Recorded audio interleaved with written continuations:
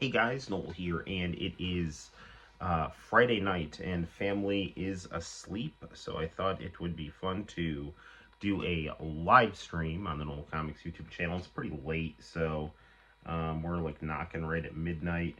So, my plan is not to have this go super long, but, nevertheless, I thought it would be, fun just to, hop on and do a little chit-chatting. So right on, right on. I don't know, I'm thinking we'll probably play some I don't know, some arcade games, maybe some Sonic. I don't know.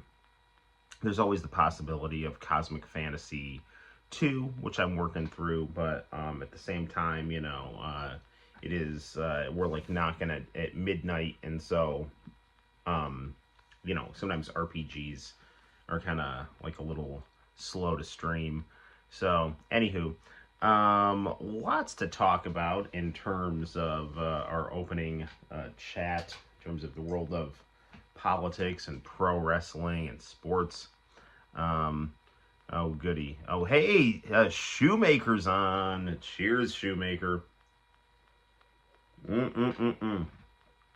So, we got to hang out sometime, Shoemaker. So yeah, why don't I just start out talking? So normally on the stream, I am and today's not necessarily going to be any different. I'm always like pretty negative about. Did you see my text earlier? I don't think so.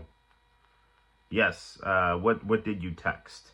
I didn't see, but I'll check it out.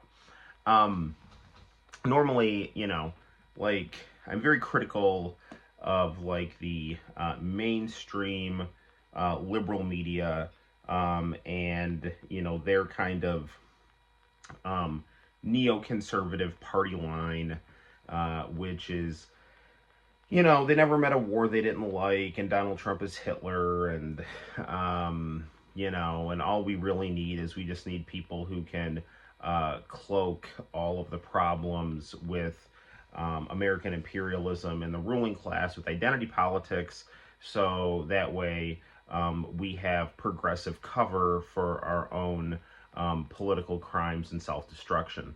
So I find that to be disgusting, and I still do. So, and a lot of people do, and that's why, Donald Trump was headline of Canada ending the U.S. alliance due to tariffs. What do you mean ending the U.S. alliance? Like, I don't know. We'll see what that entails, but it is pretty. I guess this is gonna kind of go with what I'm saying.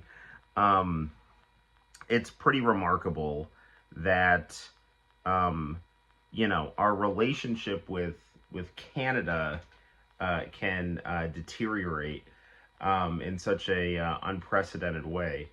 But I mean, like how do I put this here? Donald Trump was elected to do two things: to fix the economy, which has been just rife with inflation, and just unemployment, and just a general sense of malaise and helplessness, and to stop international wars.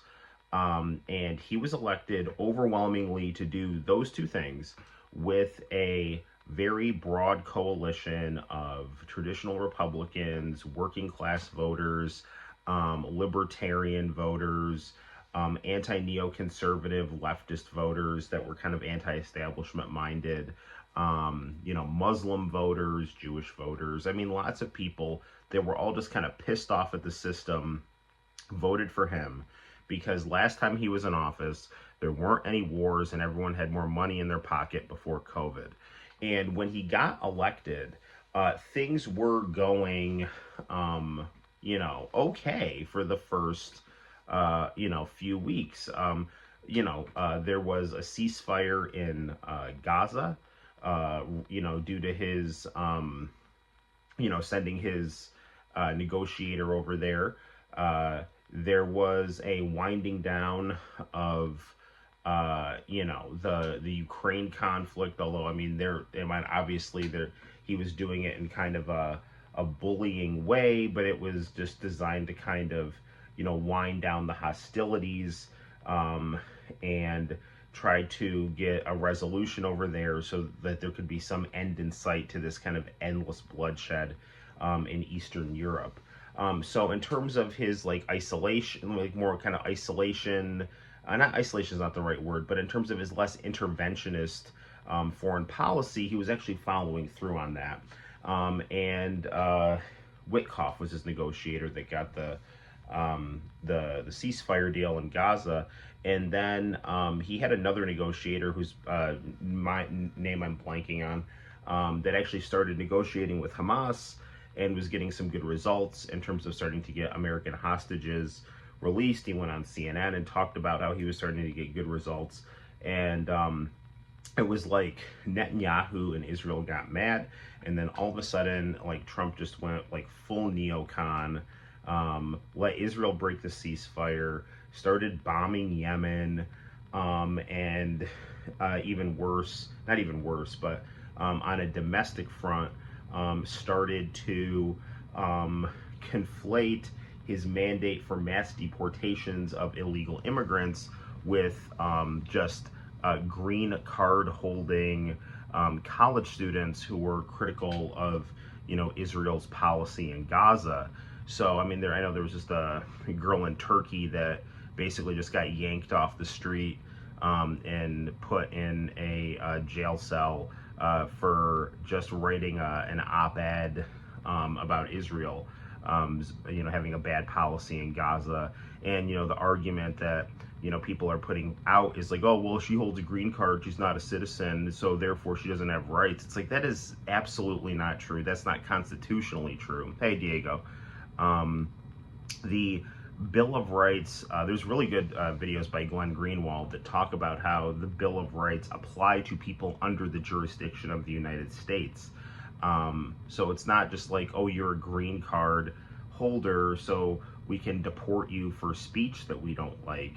You're a green card holder, you have to be on your best behavior. If you break a law, you're charged with a crime, then you can get kicked out. But these like green card holders that are getting snatched off the street and then put in either a jail in like New Jersey or something like that to go wait for their hearing because their green cards are revoked, like they're not being charged with anything. They're just being charged with, oh, you like Hamas, therefore you have to go. Like liking Hamas, which by the way is not a good group, to put it mildly, but that's free speech. You have the right to like whoever you want. Like you have the right to like communists and Nazis and everyone else if you want. The free speech is for speech you don't like, not speech that you do like. Everyone is in favor of speech that they like. Okay, so I understand that U.S. citizens are able to say whatever they want, but you can't allow there to be a like kind of chipping away at these things. And by the way, Trump didn't make these rules. A lot of this idea of like you can just snatch someone and hold them if you categorize them as a terrorist, that comes from the Obama administration. And the whole bombing of Yemen, like this is just a continuation of the Obama-Biden policy. Like Joe Biden bombed Yemen like 1,000 times in 2024. So like it's not too late for Donald Trump to like turn back from the cliff he is driving this country off of. But it's super disappointing because he did come in with a popular mandate. I think he was doing some good things. I mean, even like the Doge stuff, a lot of people, they might want to like complain about like, oh well, how much is he overstepping the bounds of the executive by trimming bureaucracy this enthusiastically, and we're cutting USAID. USAID is a coup factory. So I don't really care if we get rid of that. I mean, if we can keep the humanitarian elements of it and detach her from being the politically destabilizing elements of it, like whatever. But, I mean, there are agencies that are just kind of costing the government money that we don't necessarily need. And if we can put that back in, people's hands. I think that that's a good thing. But like all that goodwill that he, accumulated with the libertarians in terms of trimming bureaucracy, and the anti-neocon leftists by, winding down wars, he has totally just thrown all of that out. And I haven't even gotten to the leaked conversation about how they bombed Yemen. I mean, because he is now just totally able to be impeached, and not with like bullshit reasons like the Democrats use, like, oh, he stopped a weapons shipment to Ukraine. Like, he doesn't have to give Ukraine anything, or he tried an insurrection. He didn't try an insurrection. He told you have the right to peacefully assemble and protest whatever you want. And he told his people to peacefully assemble and protest. So he did not tell them to be violent. He wasn't involved in, telling people to go in the Capitol or anything like that. So, like his two impeachments were bullshit. But now he has gotten himself into a situation where if the Democrats ever did want to, actually get him for, doing an act of war without an authorization of Congress, which incidentally Biden and Obama did all the time. So I doubt they could get him for that, but I don't know if they would because they're so guilty of it. He's totally on the hook for that. And then the other thing that he would be on the hook for is,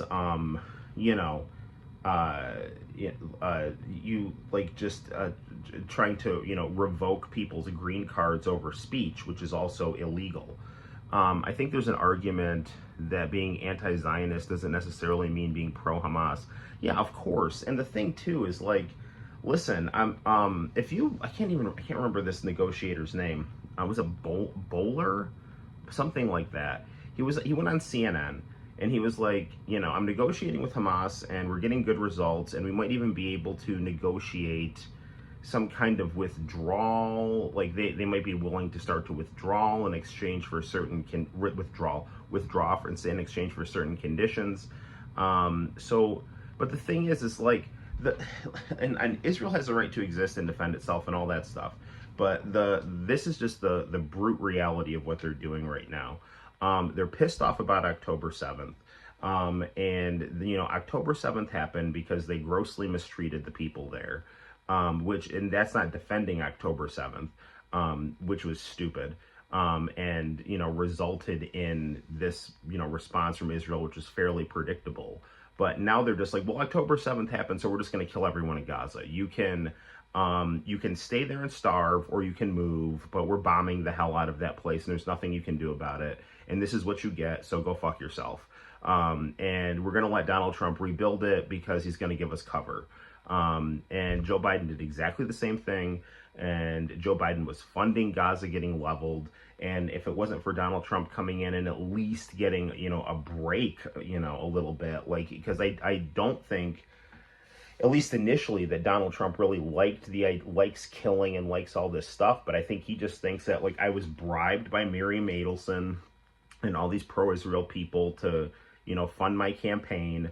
And now they're mad at me, so I have to just give them what I want. And to be fair, maybe Donald Trump is scared. He almost got his head blown off on national television for not playing ball. He was constantly vilified by the media for being anti-interventionist and things like that. So maybe he is just like, listen, I got to survive, and this is just what's going to happen. But, I mean, it's just ridiculous. He is, taken what was a promising start to his second term, a clear electoral mandate. He's doing exactly what George W. Bush did. He got elected president a second time and, took that as, let me just start doing stupid shit. Because, it's like Dick Cheney, who, tried desperately to get Donald Trump not in office because he was afraid he wouldn't be interventionist enough. Donald Trump is now doing neocon policies. So I guess Dick Cheney didn't have to be worried about anything after all. But, this is just so disappointing because, like, Bernie Sanders is a bitch. He, like, will constantly just, kowtow to the Democrats aren't even that different. What the Democrats do is they just do the same shit that Donald Trump is doing right now, but just in a slicker way, because they'll wrap it in a rainbow flag and say like, oh, how could you ever be against, us who, love minorities and gay people while we go bomb countries. At least Trump is trying to wind down Ukraine, but I mean, what if he starts a war with Iran, which would be insane. Do you think he can turn it around? Will he need, he can turn it around. It's not too late. It's not too late. He does not have as much blood on his hands as Joe Biden does, but he's going to get more on it if he keeps going the same way that he's going right now. And he has to stop this shit with green card holders for just criticizing Israel, because J.D. Vance, rightly so, went to Europe like a couple weeks in, and he was like, he went to all these Europeans. He's like, your anti-Semitism laws are bullshit because you're just arresting people for criticizing Israel, and that's not fair. Now, to be fair, like, we don't have the right to tell any other country, we don't have the right to tell any other country, like, what they want to do with their speech is like their business. But if he's going to go over there and say like, hey, you're our like allies or subordinates or whatever, and as like your captain, I think that your speech laws are abusive and anti-democratic, and I think J.D. Vance had a point. But then, Trump goes and turns around and does like exactly the same stuff that J.D. Vance was just criticizing in Europe. So same slick shit, but wrapped in a rainbow flag. Yeah, that's the truth. Both Israel and Palestinians have a right to exist. I don't see a future if I don't see a future if both Israelis and Palestinians don't exist. Yeah, they have to exist. And there's yeah, no, I agree. And like Donald Trump has long advocated for a two-state solution. So the problem too is that like, and I love evangelical Christians, but the thing is like they are going to hurt themselves due to their unconditional apologia for Israel. Because you can believe in the Bible, you can believe in Jesus, you can believe in Israel's dignity without believing that, the Palestinians in the area are the bastard children of Abraham that don't deserve to exist.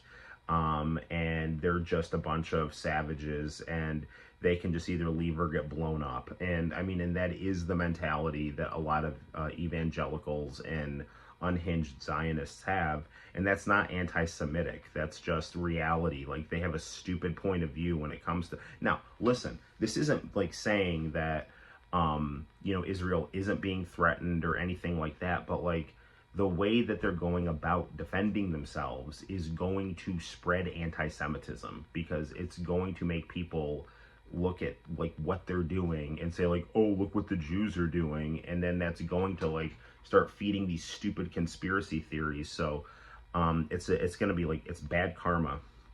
Evangelicals simp for Israel. Yeah, no, and it's too bad, because like, Jesus was Jewish, and the people that he told off were corrupt Jewish leaders and corrupt European leaders too. So it's not like Jesus was above telling off, the descendants of David, of which he was one, if they were doing something immoral. And Jesus was also very flattering to, Israel as well when it was doing, good things. So, yeah. But then the other stupid shit that, Trump he's constantly trying to, like, wheel and deal. And, he did get good people in his cabinet. He got Tulsi Gabbard in there. He got Bobby Kennedy in there. Kash Patel. I mean, he's got some, like, J.D. Vance, he's got some kind of, like, relatively within the establishment within the establishment, kind of anti-neocon people in there, which is good. But then but in order to survive, and just because of his own either stupidity or naivete or greed or everything, he's got a lot of these like neocon deep state people back in there. So Waltz, this one neocon dude that he's got as his security advisor, right? He's got Goldberg from the Atlantic, Bill Goldberg. I'm just kidding. Goldberg. He's got Whoopi Goldberg. No, so it's like they're he gets these two neocon butt buddies here. Like Gold, was it, I can't remember. Was it Jonah Goldberg? I can't remember his first name, but he this reporter is the guy that ran cover for Dick Cheney for the Iraq War. Like, he's the one that was coming up with these like bullshit stories about how Saddam Hussein was connected to Al Qaeda, which is just insane. None of that was true. This guy lied us into a war that killed 1 million people. And then, he made up a bunch of shit about Donald Trump being a Russian spy, and made up shit about Donald Trump saying, oh, there's good people on both sides, when Donald Trump said there's good people on both sides, and I don't mean the white supremacists. So this guy's just a scumbag liar who is an anti-Trump neocon operative, of which his national security advisor is friends with. So his national security advisor foolishly invites this guy into this group text about how they're talking about bombing Yemen. And to JD Vance's credit, he's like the only guy in the room that's like, hey guys, I don't mean to be a pussy here, but why are we doing this? I mean, I'll do it, don't get me wrong, but I mean, do we need to do it? And it's just like, dude, like, I mean, this is one way that the Trump administration is better than the Democrats, because the Democrats would be so slick that they'd be able to hide this. Because the Trump administration is so kind of crude with the way that they do things, it's at least exposing some of the ways the empire functions to the common person, so that people can actually kind of see how the sausage is made. And that's a positive, at least. So people can, push against it. We need a third party that actually cares about the average American. Politician wasn't meant to be a career, but a service. Yeah, 1,000%. But the thing is, there can't be a third party because, Bobby Kennedy tried to run as a third party person, and they just rigged the electoral college so that he can't get any votes. They won't let him in certain states. They won't let him on debate stages, so he has to basically just either go with the Democrats or the Republicans. And Trump was the one that said, I'll let you do what you want for your domestic health care policies. And that's good. But dude, like, it's obvious that,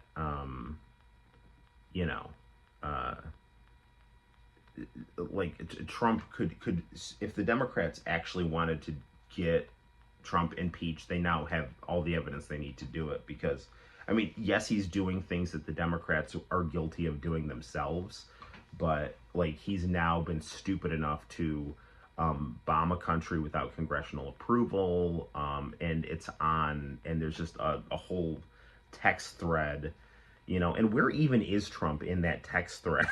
Like, you're the boss, and like, you've got your underlings I guess it's like, well, I guess we got to send a message, send a message to who? Saudi Arabia and Israel? Like, what are we doing here? JD Vance is like, well, only 3% of our ships go through there. Do we really need to bomb them? It's like, and then they're like just saying, well, yeah, JD, I hear what you're saying, man. So what we have to say is that Biden was weak, and do you think enough Republicans would flip to convict? No, I don't. Because unless the Democrats, but the Democrats are terrible too. The Democrats are not going to stop bombing Yemen. The Democrats were bombing Yemen. Trump got elected because he said Joe Biden was a fucking idiot for bombing Yemen. Like, he went on, was it like Tim Pool? And he was like, yeah, Biden, he's bombing too many countries. You can just pick up a phone call and solve some of these problems. Like, Trump ran as a peace candidate. And he started doing his peace candidate stuff, and then his backers got pissed, and he caved immediately. And I don't know whether that's because he's greedy, or he's afraid of dying, or it was all just bullshit to begin with. But, yeah, I don't think if the Democrats do get, elected, if the Democrats do get a majority in this next upcoming set of elections, they could, they even though Trump is now doing consensus policy, I think they would impeach him out of spite, just because he was so successful at bucking the system for so long. So, and it would just be strictly a power thing. Um, yeah, I don't want bombs or wars. I want good domestic policy to take. Yeah, because that's what Trump ran on, and that's what people want. You know, you want good domestic policy, and even like the whole like deporting, criminals and illegal immigrants and things like that. Like nobody really cares about that. Like, but the other thing too is like, why are you deporting these people to El Salvador? Like, like you're supposed to like send these people back to their own country.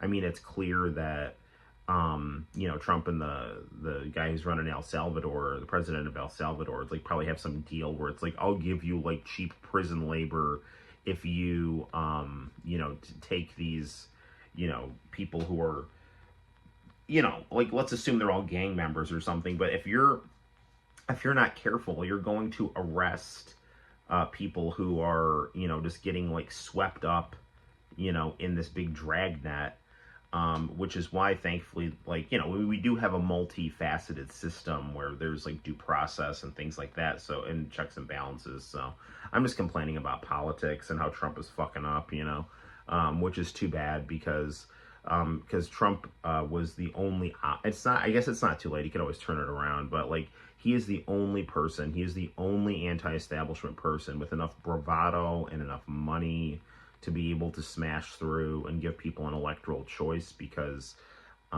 every other person just ends up either getting bullied into submission or they run out of money. I guess Trump did run out of money. That's why he needed Elon and the Adelsons and things like that. But it's just too bad, and it's a waste. And we're like a month and a half in.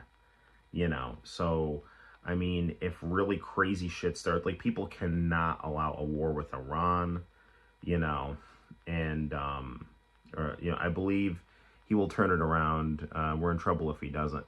Yeah, and I don't think he wants to fail, and I do think that, Steve Witkoff was just on Tucker Carlson, and, he was pretty decent-ish from the clip that I saw, and what he was saying is, we have to, like, he wants to have some kind of a Middle East that's functioning and not on fire, and so, I mean, if they think that you can't, I don't know, you can't use indiscriminate carpet bombing as a diplomatic tool, though. That's the problem, because you're just going to make more terrorists.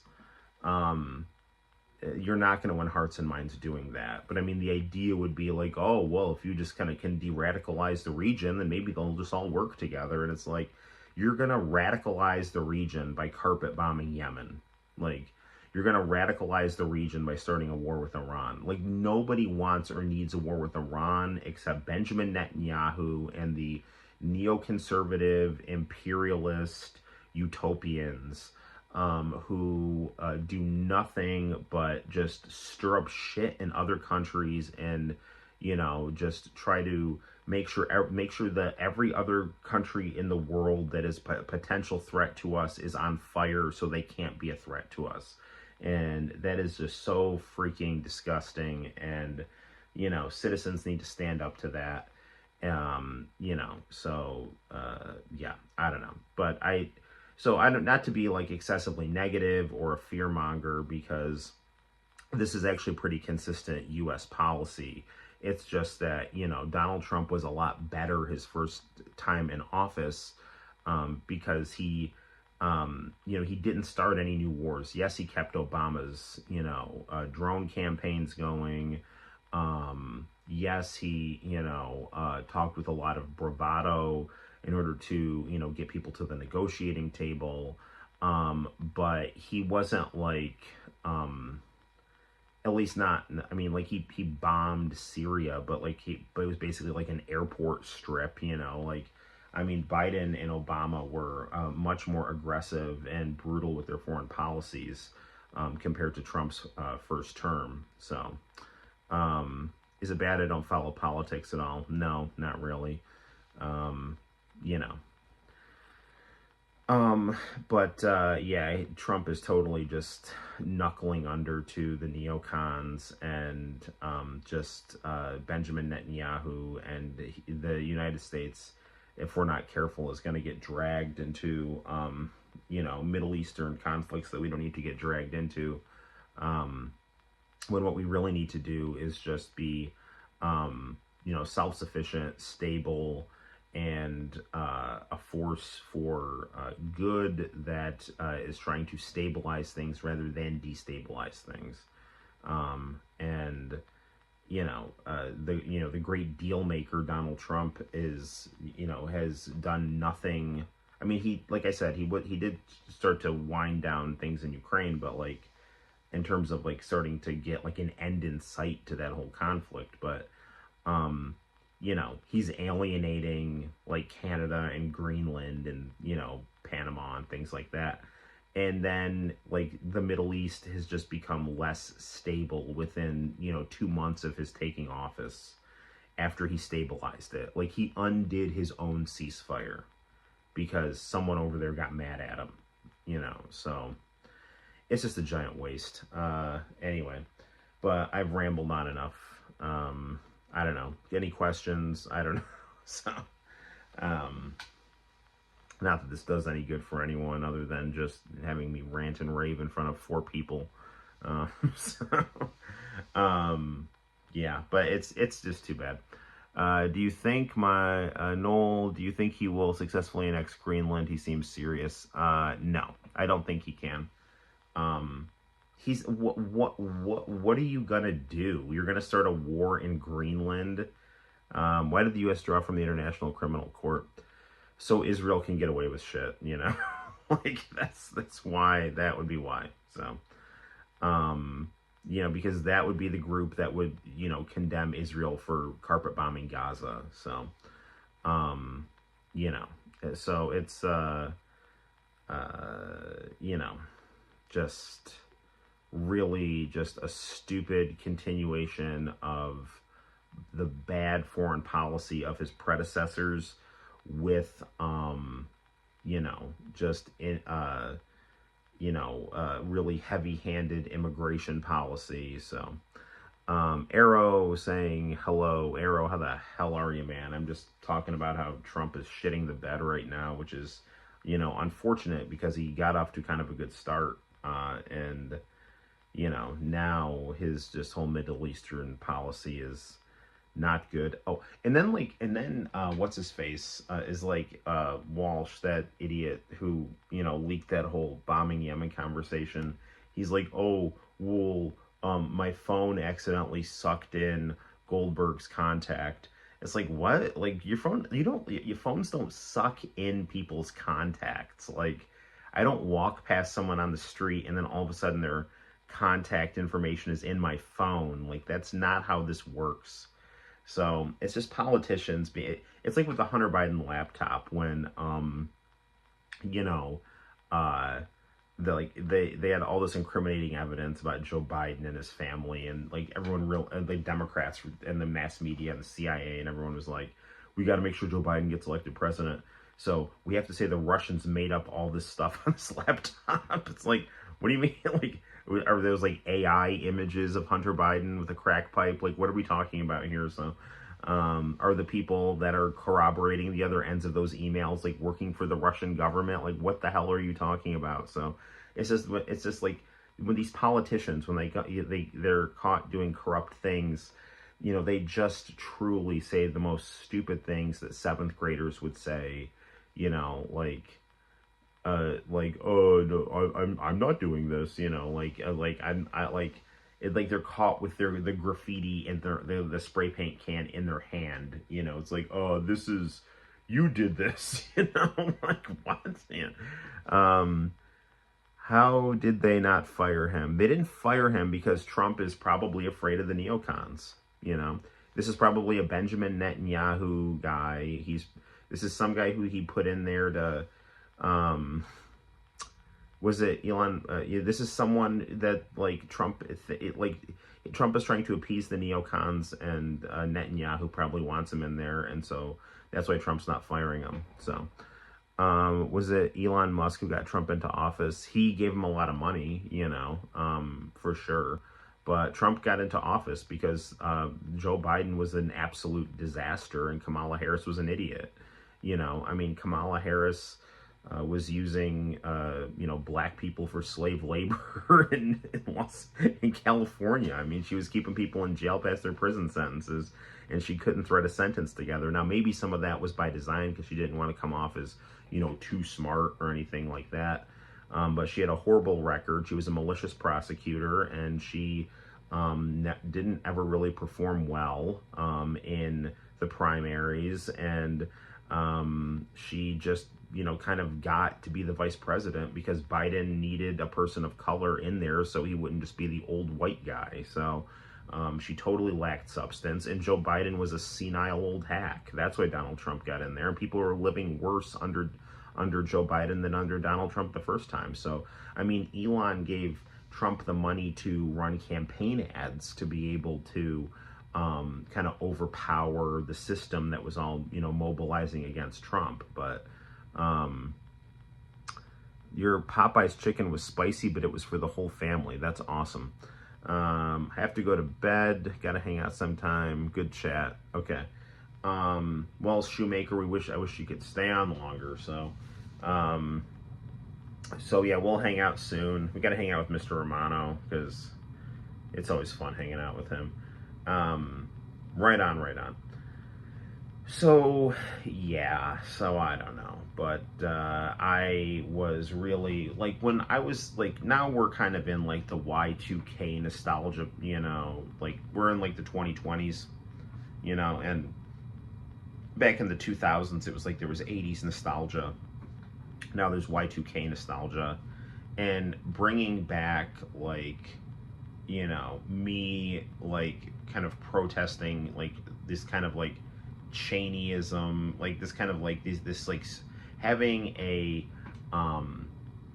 unorthodox or inexperienced president that's being puppeteered by neocon idiots is not the kind of Y2K nostalgia that I want.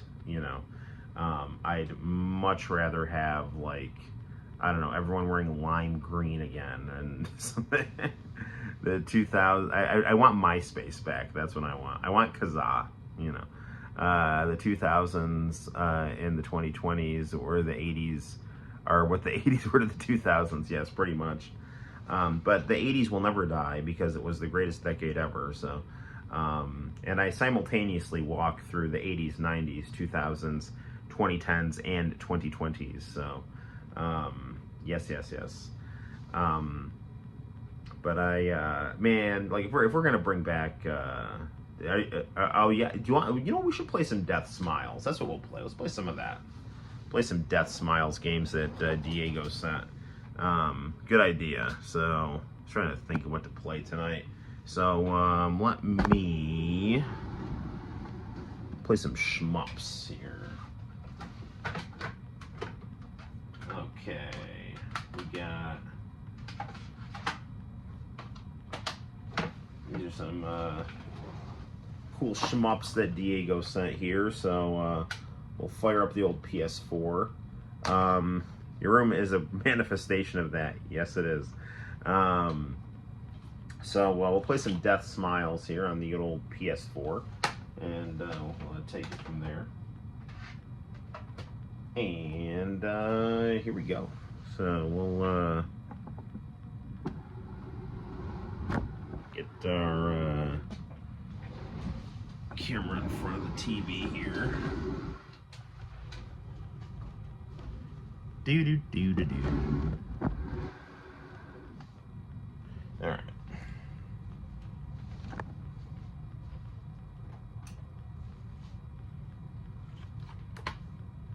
Looks like Death Smiles is actually in there. It's in the PS4. I think it is, at least. We'll put this Switch controller out of the way here.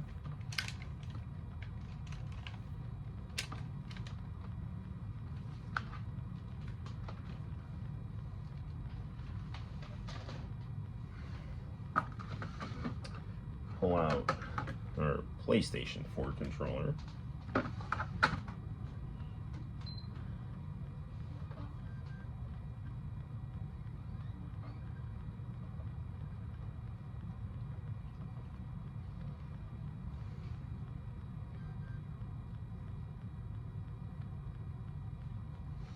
This might be on a different HDMI.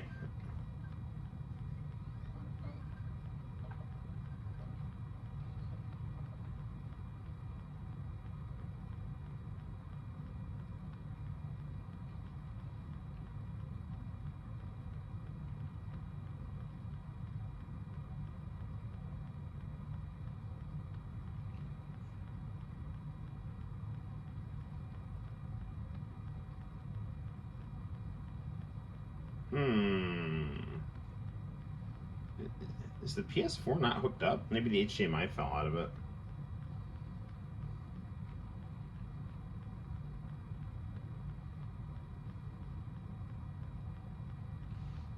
Hold on. Let me double check here. Oh.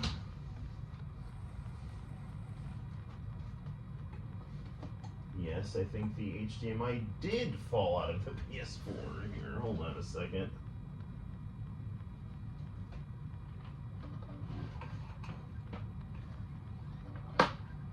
Oh man, hold on. Shoot.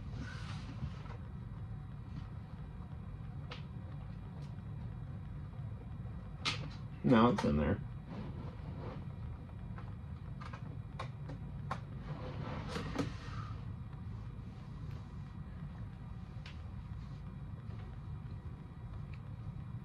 Come on, where's my...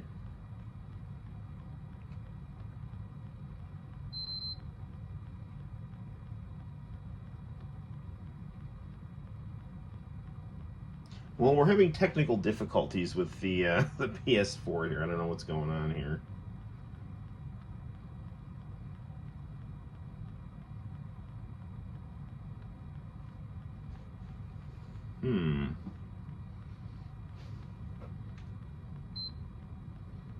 Let's try this again. We ask that you please bear with us.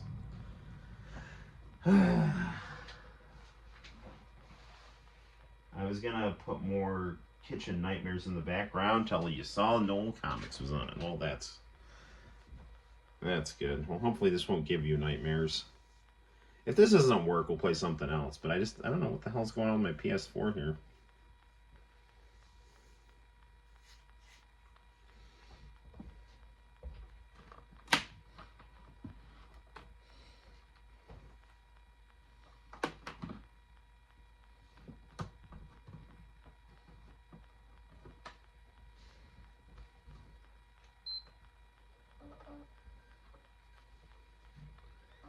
Is the HDMI cord... Yeah, it's plugged in. I think it's plugged in.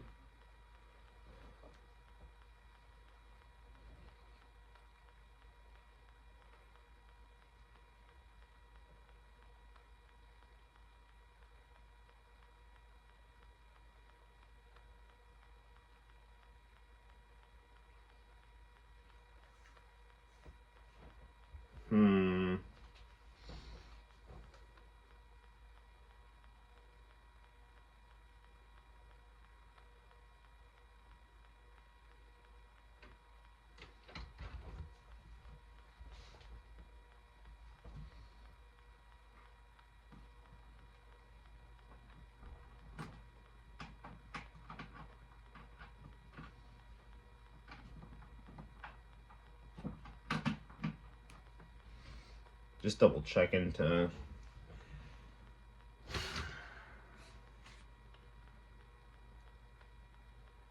This one's the Roku.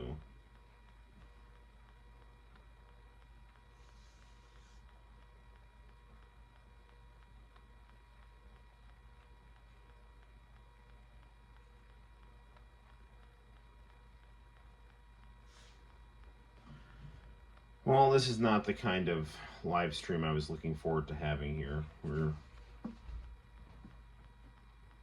mean, is this TV, like, not working?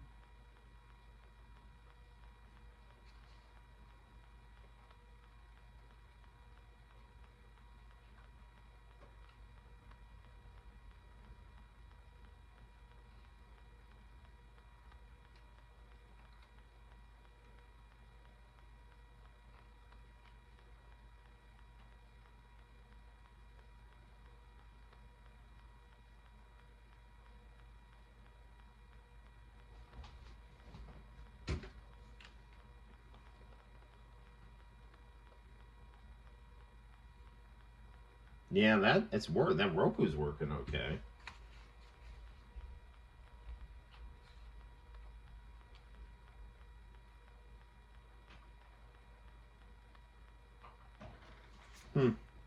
Well, let's just play some Switch. I don't know.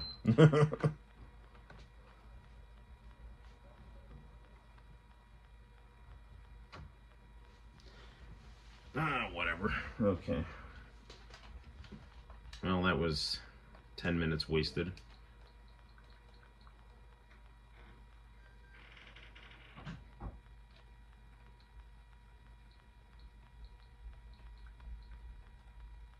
What is going on here?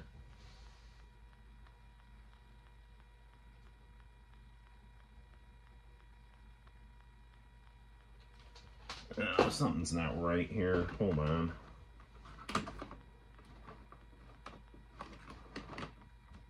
I think something's wrong with the HDMI signal here.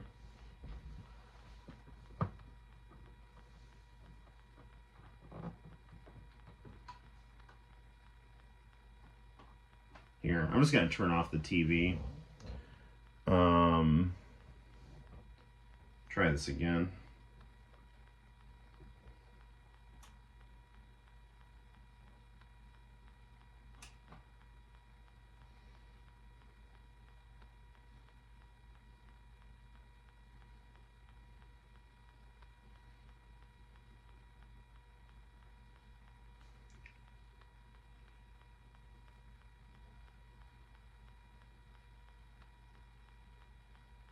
Okay, well, it looks like it's working now, so. I don't know. Something was freaking it out. What to play? Play some Valis. Actually, no, I want to make sure I'm saved on Cosmic Fantasy.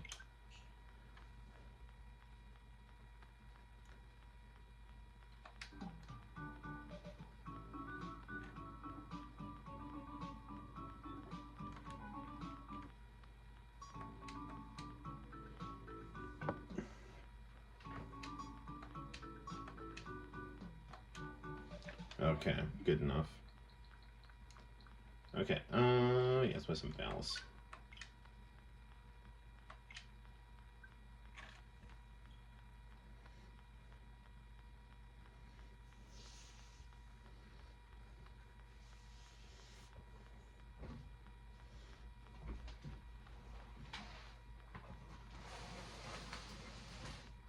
How's my boxing going? It's going well.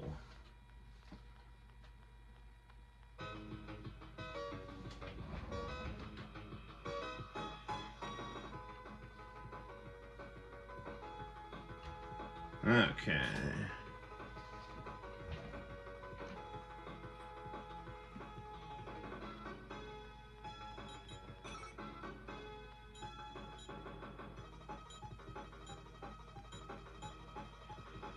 Legend of the Phantasm Soldier.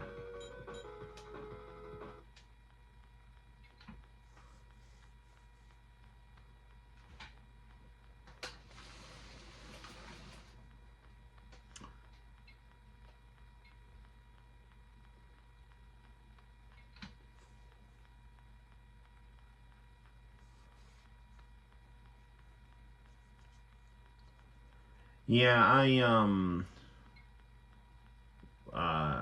I was thinking about boxing tonight, but I just wanted to have dinner with my family, you know.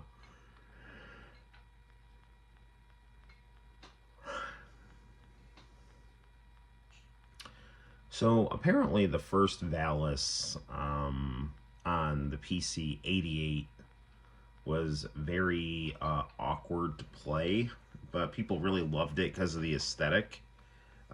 But the Mega Drive version is not awkward to play and also has a very cool aesthetic. So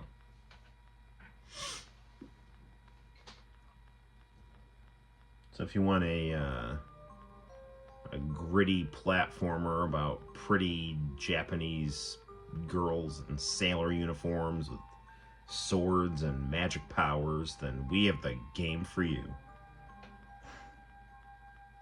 Yes, it does help me. Actually, martial arts, absolutely, between jujitsu and boxing, it absolutely helps you with classroom management because it teaches you how to keep your composure, and it also gives you um, it helps you kind of slow things down and analyze different things that are happening. Because you have to do that when you are either boxing or rolling, kind of keeping your composure and analyzing things. And yeah, and I mean, it also helps give you like confidence and things like that, which are also helpful in dealing with students. So yeah.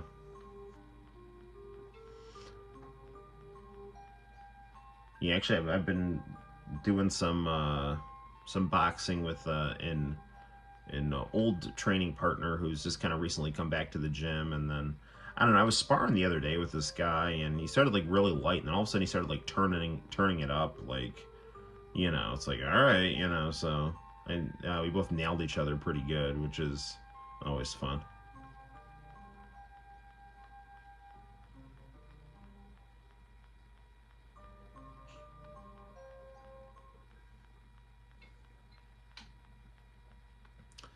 That's some really good animation for the Genesis right there.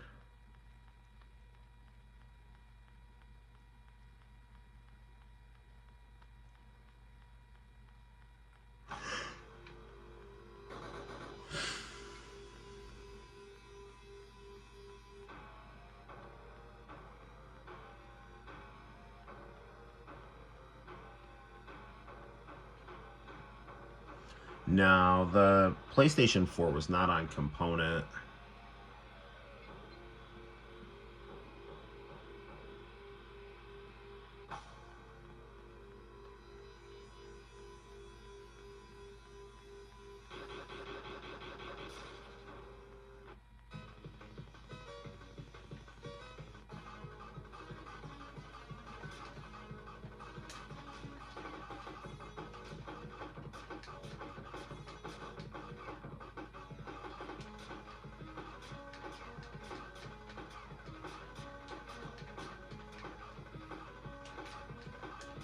Still kind of getting the controls down here.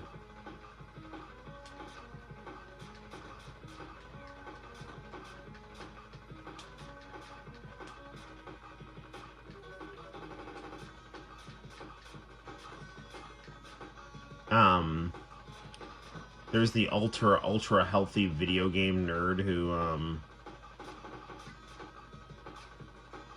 made like his own Valis style game. Um, and he has like the only known copy of Hong Kong '97. Actually, speaking of that, I guess Ken Kutaragi also has a Nintendo PlayStation, and someone finally took like some pictures of it. So there's at least two in existence. There's the one that Terry Diebold found, and Ken Kutaragi's got one apparently too.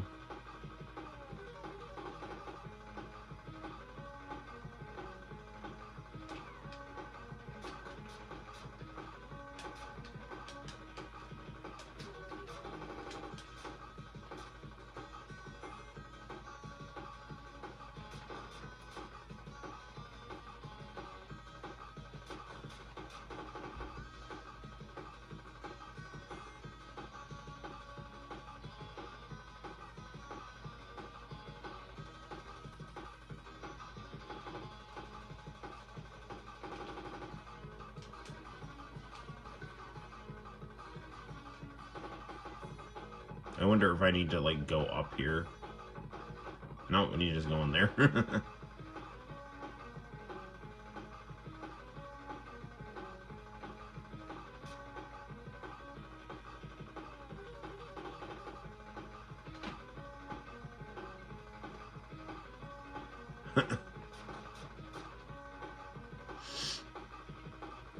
Yeah, the Basement Brothers have really good videos about Valis. I really like SD Valis's aesthetic.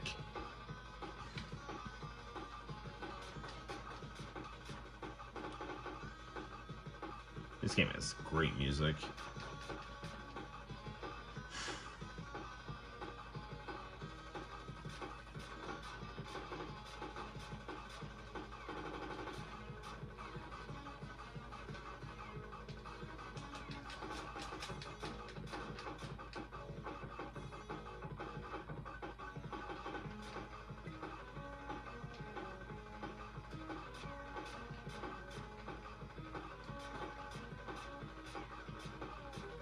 Will this thing go down already?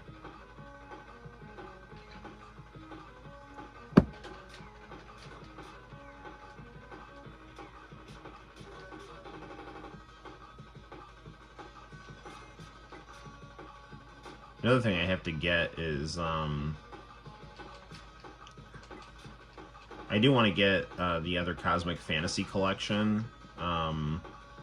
I just don't want to blow through my paycheck so soon. I did buy a couple pairs of glasses. I mean, it's only like $30, but still.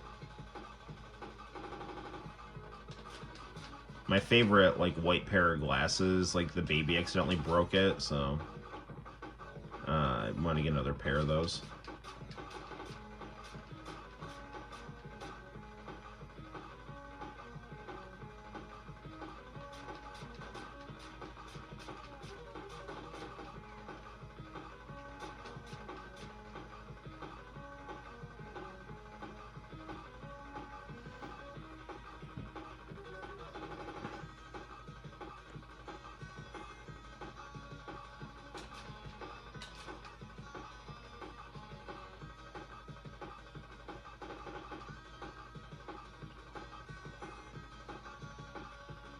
So getting punched in the head is like putting the brakes on a car when it comes to classroom management.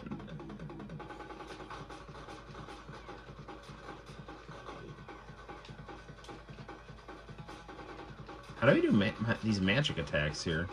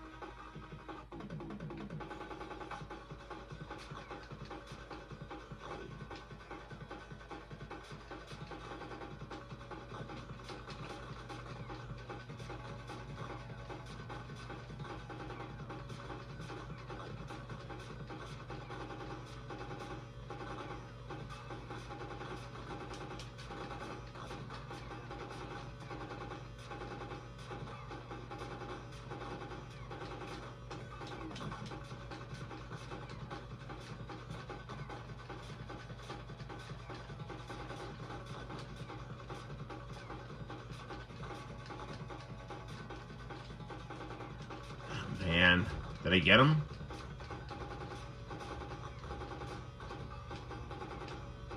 Darn it, I don't know how to beat this guy.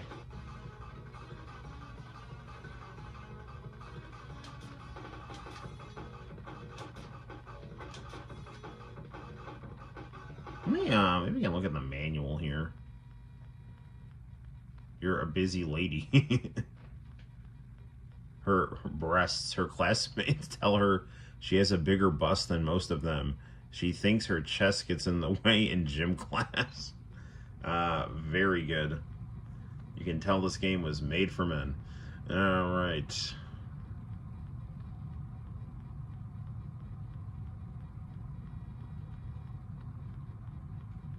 Is there like a basic controls thing here?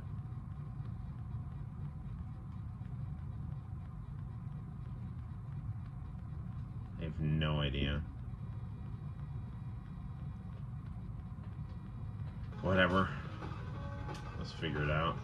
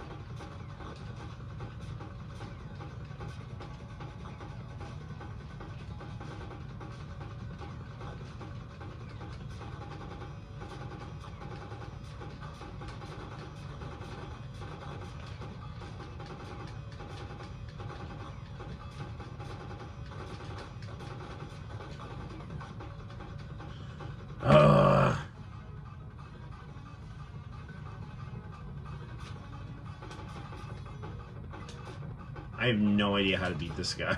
He keeps making the ground shake so I fall down, so...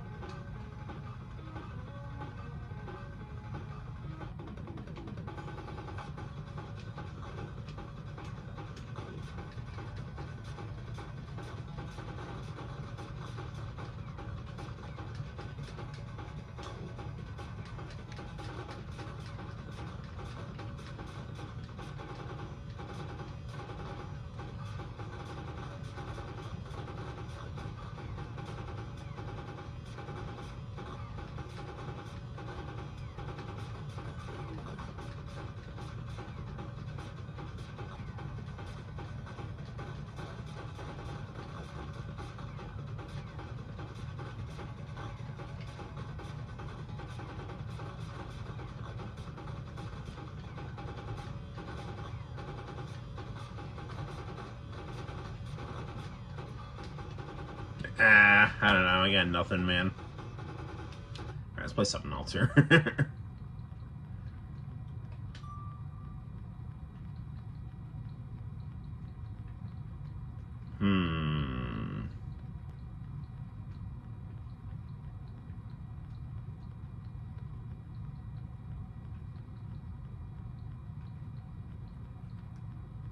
There's some Donkey Kong 3. It's been a minute since we played that. Something went wrong with your internet. Well, that's no good. I don't know about you, but I hate it when enemies on video games stay above you. Yeah, those are annoying.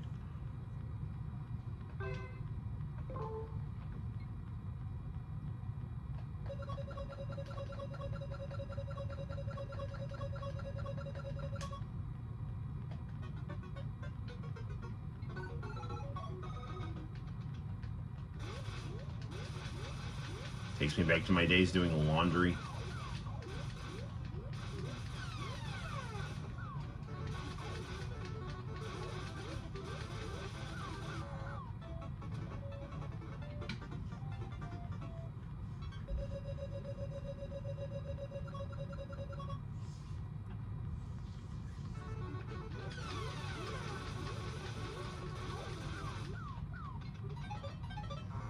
Yeah, take that, Donkey Kong.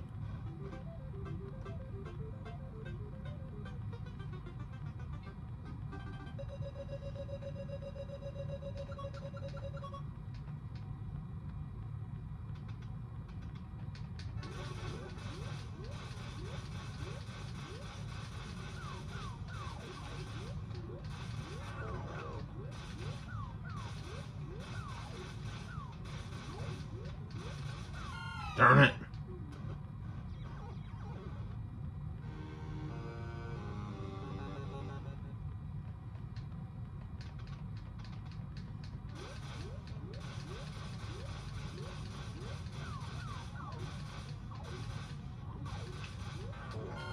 What?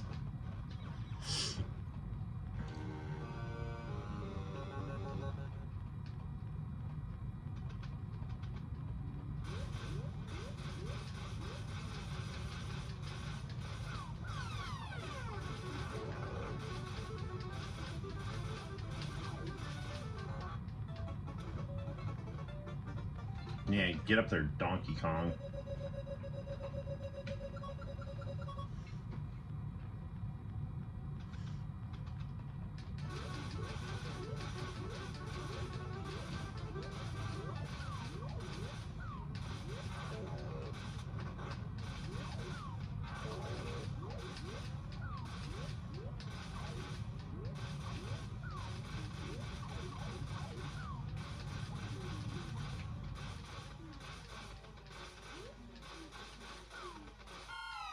Damn it. This is the first time you ever played this on... I've definitely played the Famicom version on here.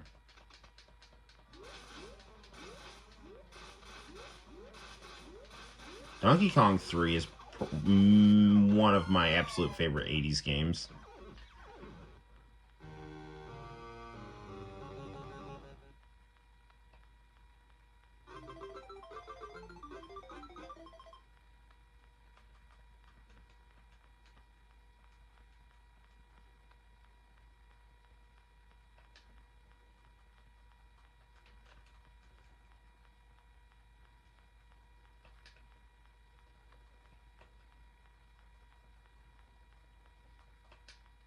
High score.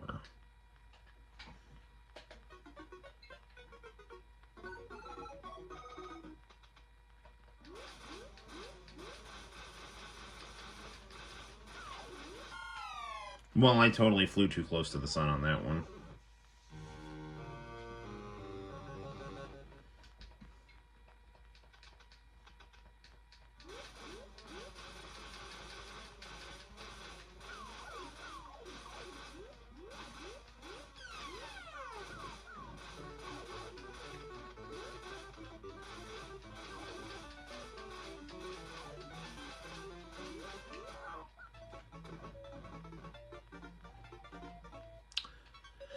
Yeah, I always used to play Donkey Kong 3 when I would create. This is like before we had a washing machine, and I would always do laundry at the laundromat, and which is where you tend to do laundry. Uh, and I'd grade papers, and I'd take a break, and I'd play Donkey Kong 3, and I'd get the high score on the machine in the laundromat.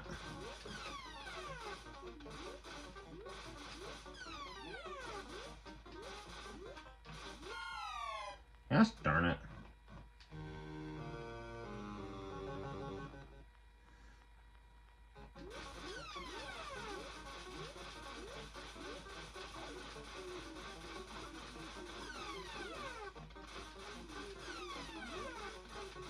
You need that spray can.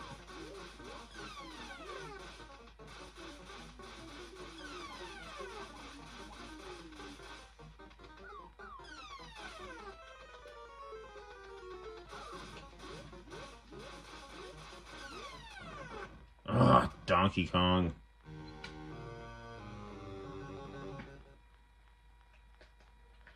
Ah, whatever. Let's play something else.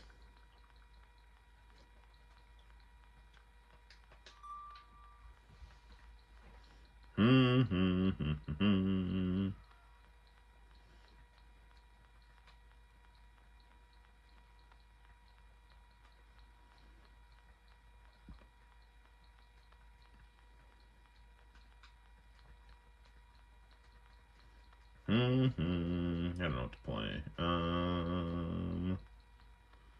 Let's play. Oh man, Cuphead. That's a hard one. Says I'm King of Fighters 99. I could play Cuphead. My students have been talking about Cuphead actually recently. I'm not good at Cuphead. That game is very hard. It's very cool though.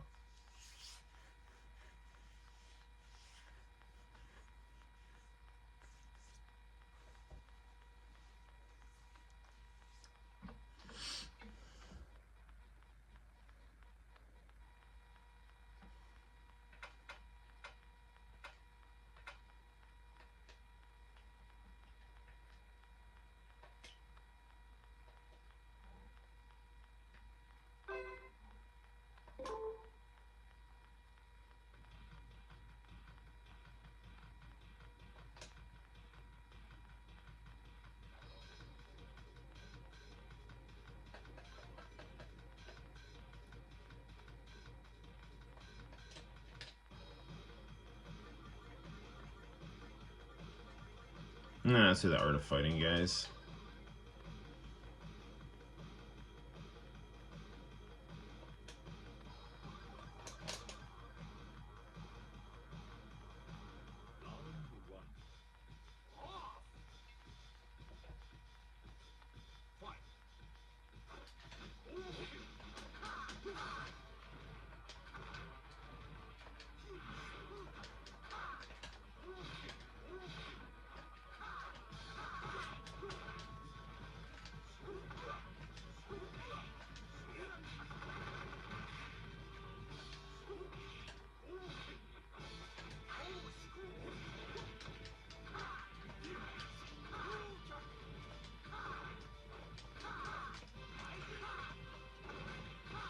I'm pretty excited about the new Mark of the Wolves game coming out. I think is Ronaldo a character in that or something? I think I saw.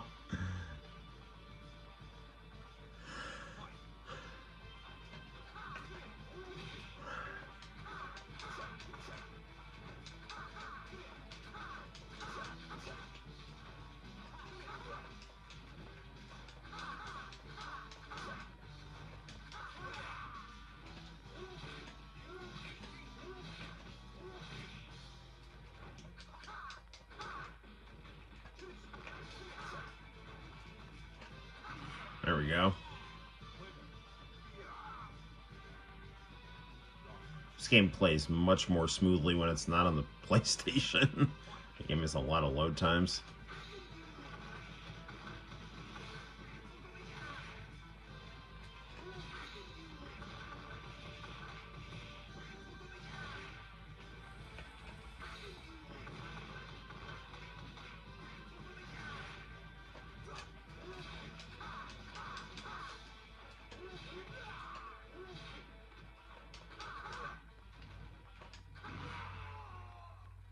Good old Takuma.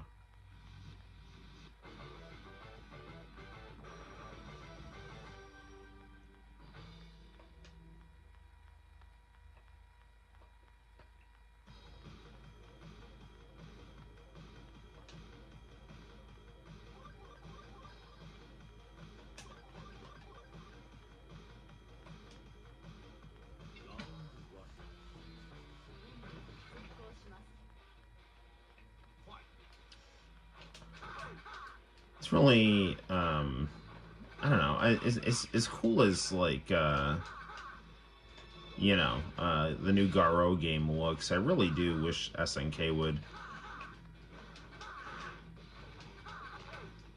continue doing pixel art for their fighting games, because, I mean, even though, like, this pixel art ultimately was considered dated because they kept using it so much, it really is beautiful.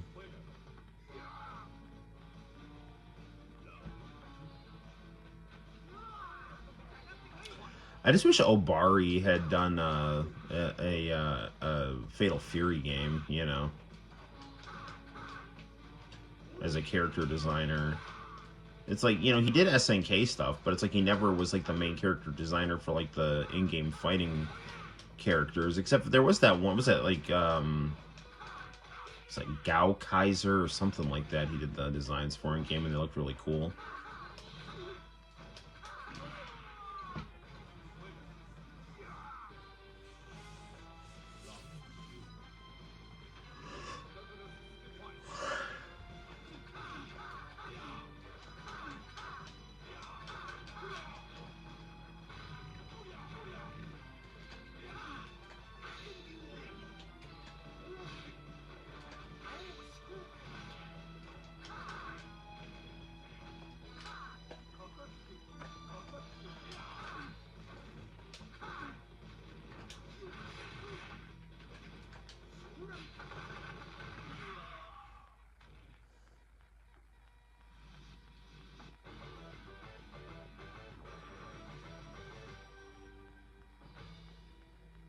Points down. Oh, I kicked their ass. I don't know what you want from me.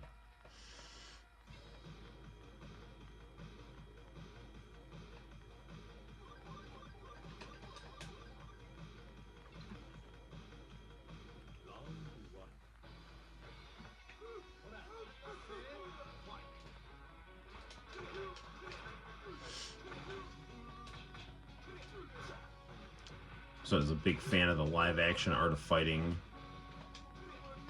Neo Geo commercials. Those were always really cool. Yeah, I played Robert. You're one of a kind. Everybody always goes out of their way to help you out.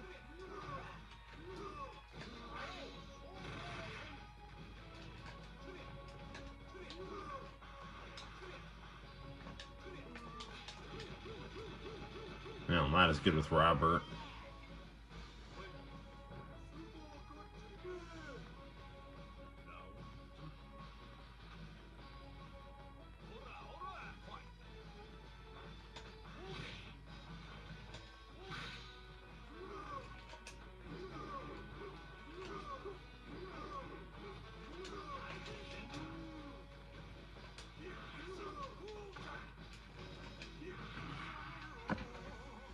But I am good with Rio. I used to play Art of Fighting at Walmart when my grandpa would take me. I have fond memories of Art of Fighting 1.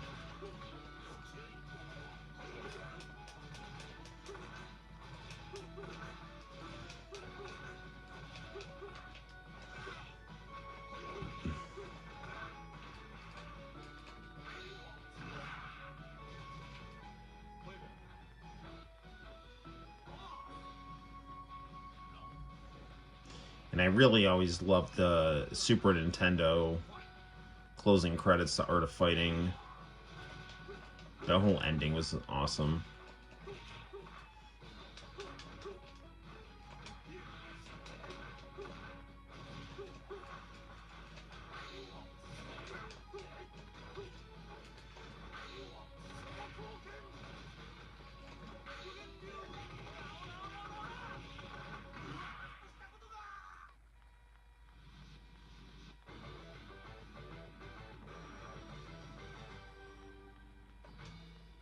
This Kyogen karate, will you now savor the pain it brings?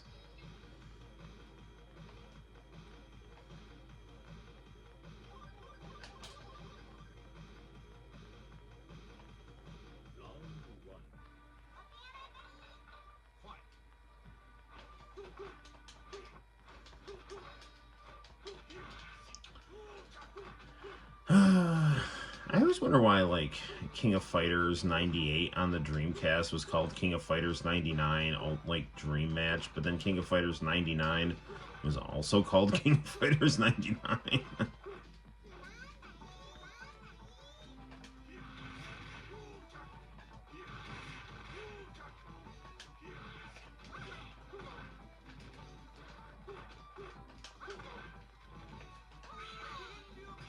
What?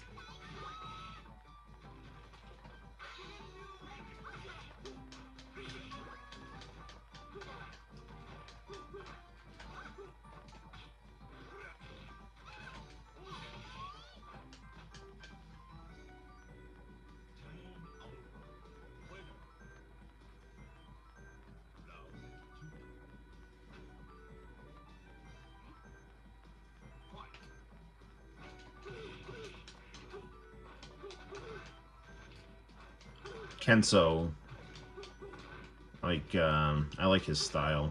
That's like the kind of thing I would wear.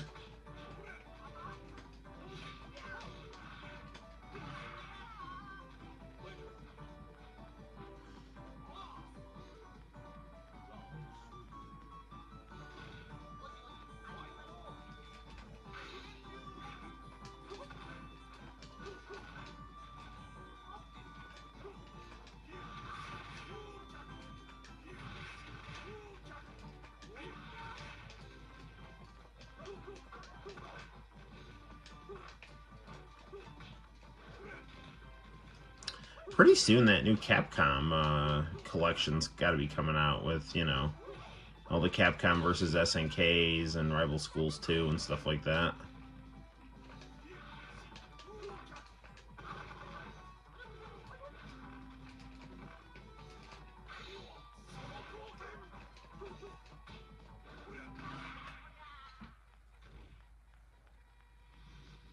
Blue is that was what Kenso was. Man, I gotta start streaming earlier. It's getting pretty late. I should probably go to bed pretty soon.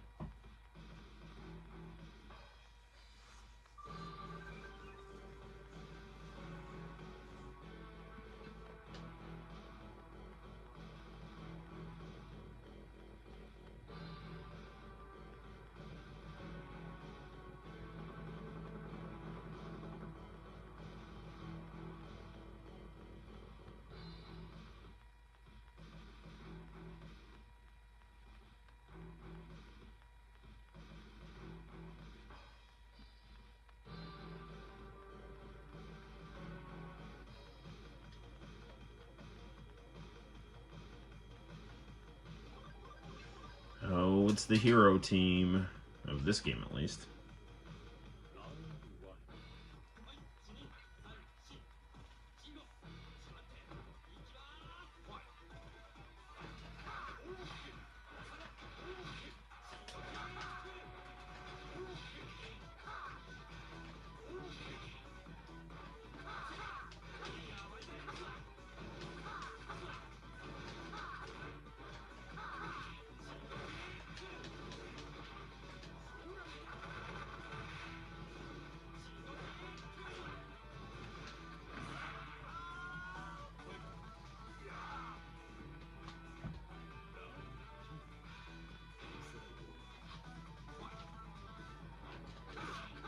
I'm really surprised that they didn't have a Tengu mask option for Takuma.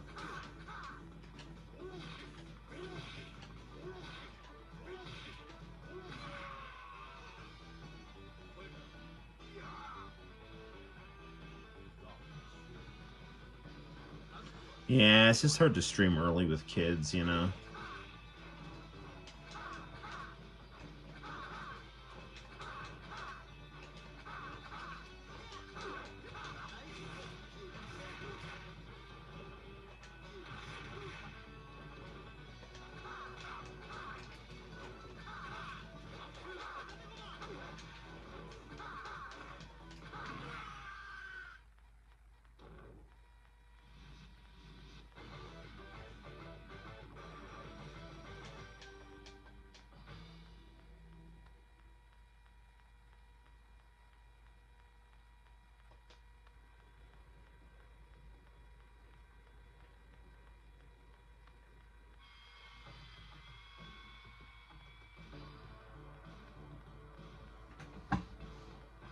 If this like turns into SNK boss syndrome, we'll just wrap up the stream. I don't have it in me to do some marathon boss fight here.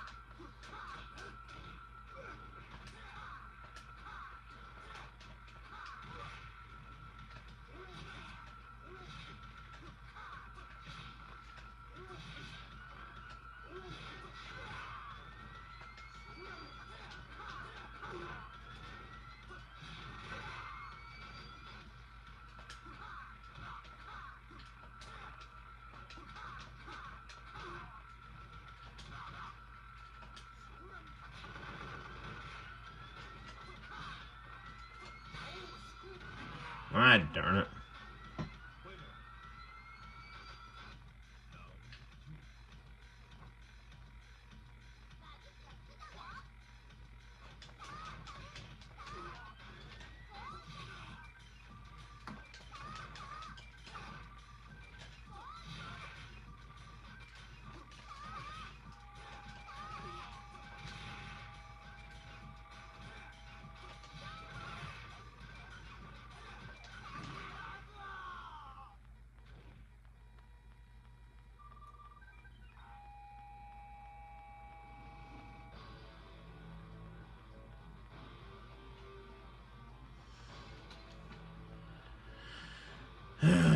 Good old Chrysalid. The Kay and his whole crew, I thought, had a really cool character design, and I think Chrysalid does too.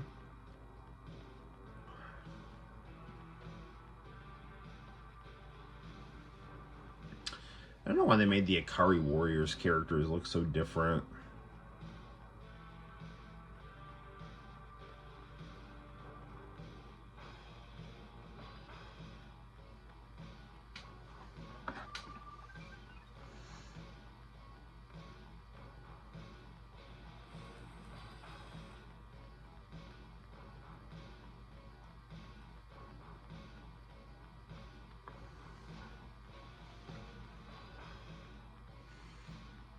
Using a bunch of Kyo clones to deal your drugs.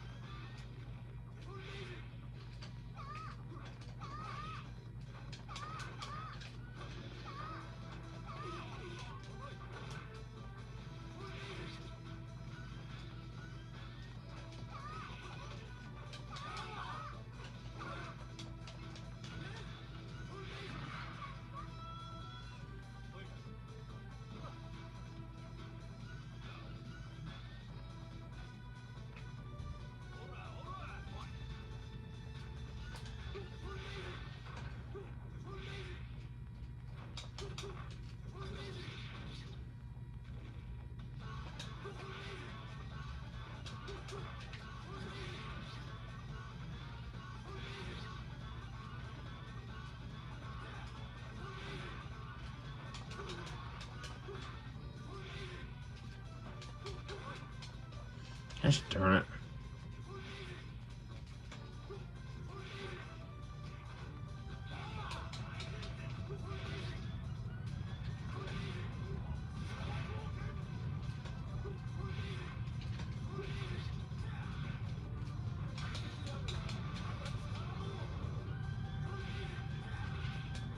Oh man, I almost had him.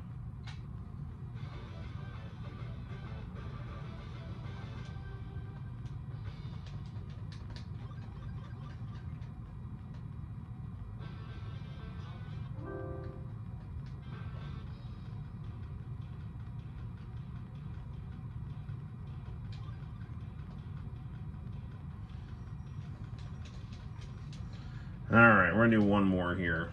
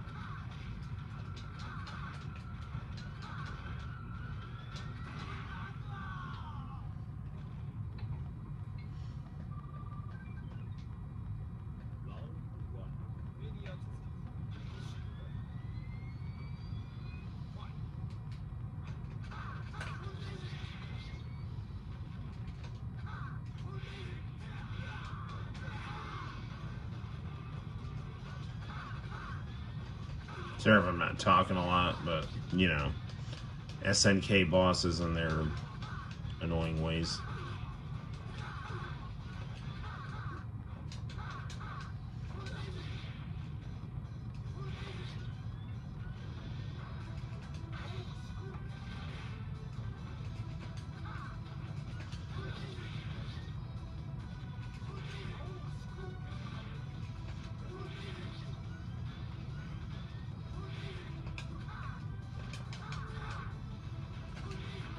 Oh, man.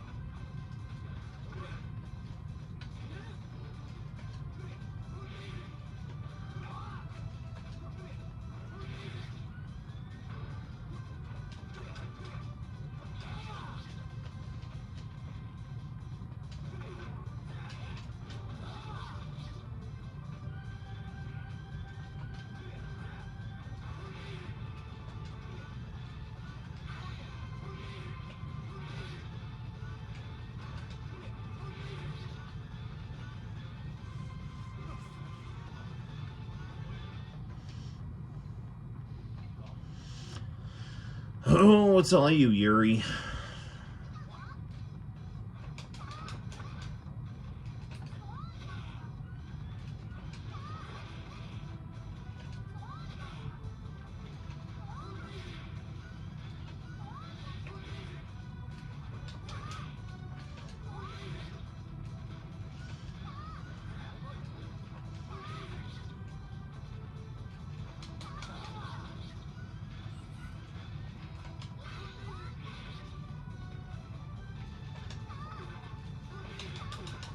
Darn it!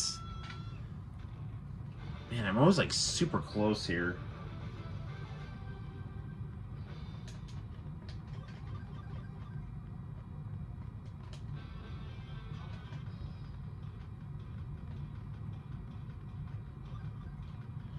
Well, we'll try him at 1/3 health and then we'll go to bed here.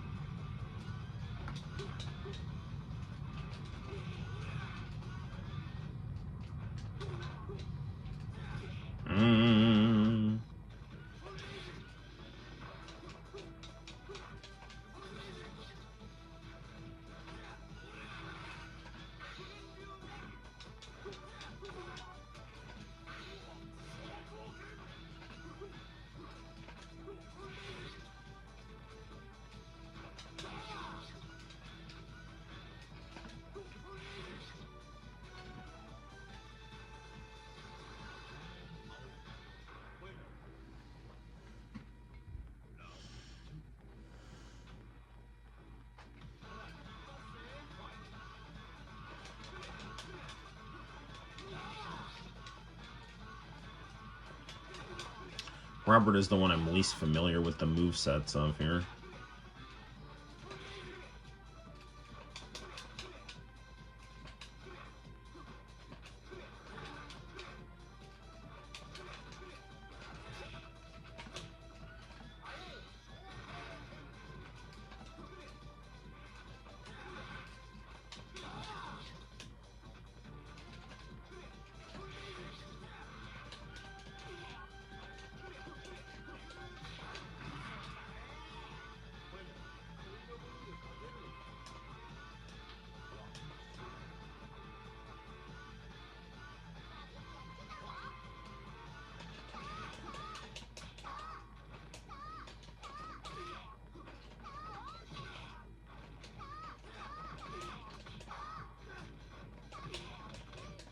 Got him. All right.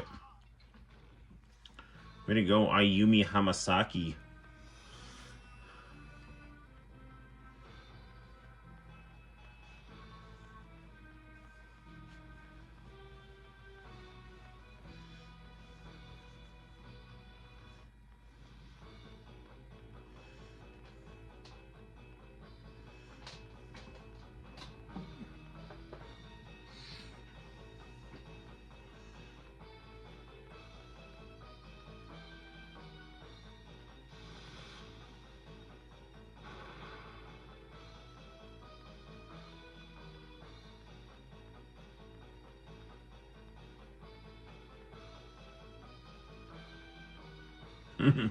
Oh no, not Takuma.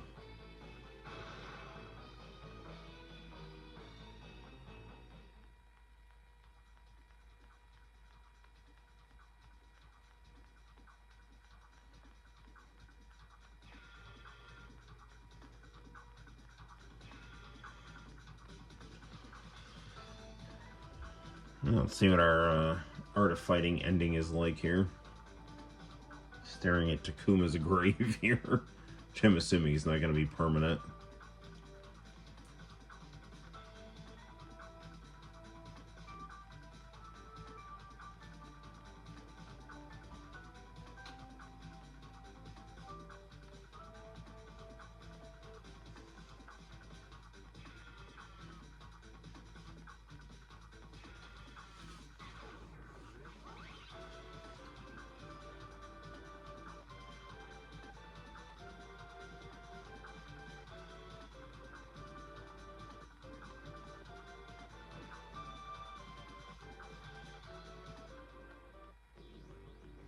All right, good times.